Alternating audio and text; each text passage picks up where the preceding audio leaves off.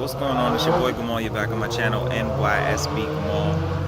Here, and I'm doing something a little different.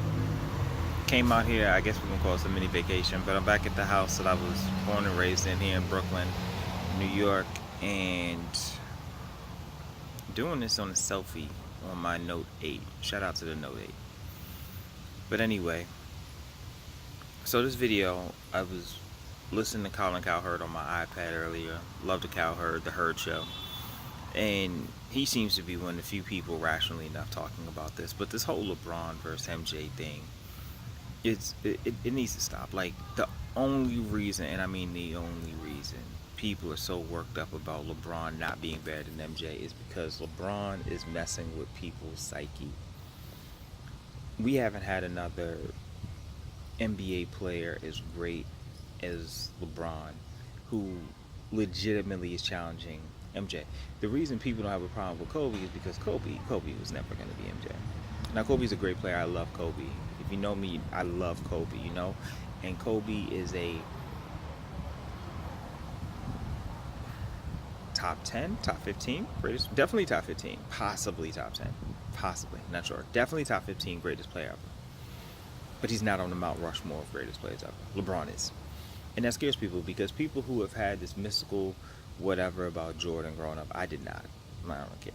But for those who did, he's messing with your childhood image of who Jordan was. Now, people talk rings, and okay, LeBron has 3, Kobe has 5, MJ has 6. Okay, I think Horry has 7. I don't even know what that means. He was 6-0 in the finals. Well, you know what? Jordan never faced a team like LeBron faced, and never did what LeBron did. So let's go stat wise, because honestly speaking, some of LeBron's L's in the finals should be like half losses, really. So let's take the 2017 that had like Booby on it, that had like Boozer and Los and those people on it, bruh. That's possibly the worst team that ever goes to the finals, and he dragged them there by himself and got swept by his Spurs team. How are we knocking that against him?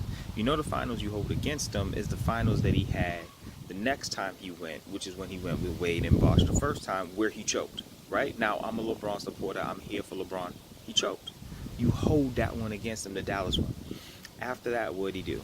He beat Thunder, right, with Durant and Westbrook and Harden, and then he came back. So right now he's 1-2 in the finals, right? The next year he beats the Spurs off of Ray Allen having an incredible shot, game 6. Now go back and look at the stats of that game 7. LeBron played an incredible game 7. You understand what I'm saying to you? An incredible game 7. So now he's 2-3 in the finals because he's had, what did he do? He beat the Thunder, he beat the Spurs, and he lost to the Spurs. I'm sorry, he's 2-1 in the finals at that point. So after that, what's he do? He then turned around and loses to the Spurs the following year. Well, okay, I think he kind of just split with the Spurs. Isn't that what he did? He lost to the Spurs, he beat the Spurs. They split. Teams do it all the time. He split in the finals. Is the mic on my phone? Oh, it's my alarm clock. He split. Okay, so he split with them. So now he goes back to Cleveland, right? So let's do the record. Let's do the math again. 2007 he lost, but he dragged the team there that had no business being there. Why should that really count as an L for him, right? In the overall scheme, everybody's like, oh yeah, he lost. But then when he was doing it at a time, everybody was like, yo, this team has no business being there. Look how great LeBron is. We can't have it both ways, people. Stop. So he lost to the Spurs then. When they played the Spurs the next 2 times, they split. He beat the Thunder, lost to Dallas. Hold that one against him. You understand what I'm saying? And then he turns around and what's he do? He comes back and has Kyrie, has Love. They get injured. He takes another Cleveland team that has no business in the finals. Delhi is the second best player. I need you to think about that. People were actually saying that Delhi was a Steph Curry stopper. Delhi was your second best player. Iman Shumpert is out there. J.R. Smith is out. Like, stop. Stop. He should have been the MVP that game, that season, that series, right? Should have been MVP. So you have that. Is that really a loss? That's a half loss. The 2007 is a half loss. The 2014 or whatever one when they first had the Warriors, that's a half loss. He took them to 6 by himself playing a ridiculous thing. Like, what do you want this guy to do? He comes back the next year with a healthy Kyrie and a healthy Love, and what do? They beat the Warriors in 7. So what do the Warriors go out and do? They come back, and that Warriors team he beat with 73 wins. Let's be clear, and brought a championship to Cleveland. Comes back the next year, and what do? They add Kevin Durant. Why? Because Kevin Durant knows if he doesn't join these guys, 1, he's not beating the Warriors. 2, everybody does everything to beat LeBron. They're trying to beat LeBron. They're not trying to beat the Cavaliers. They're not trying to win the East or win a championship. They're trying to beat one man. Stop it, people. Like, what do you want them to do? They won 73 games, came back the next year and added Kevin Durant. Like, I don't know what you people want him to do. Then the next year they come back. He don't even have Kyrie. And he carried that sorry group of people this year back to the finals and had a chance in game 1 because he was putting that work in. You understand what I'm saying? He was putting the work in. And J.R. Smith just... We're not gonna bring it up. So, when I tally it, the only loss that's really a loss where he should have won and didn't win, you can hold against him, is Dallas. The 2007 one, that's a half loss, people. He dragged that team. They had no business being there. The one where they first played the Warriors, that's a half loss, man. People were talking like he should have been the MVP. Hey, what's up, cuzzo?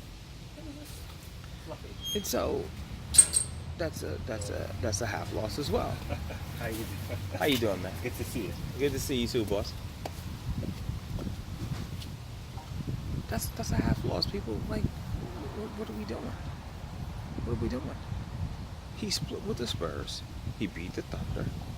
They really split with the Warriors, and then the Warriors turned around and did some okey-doke stuff. They got Kevin Durant to stack the deck to beat one man.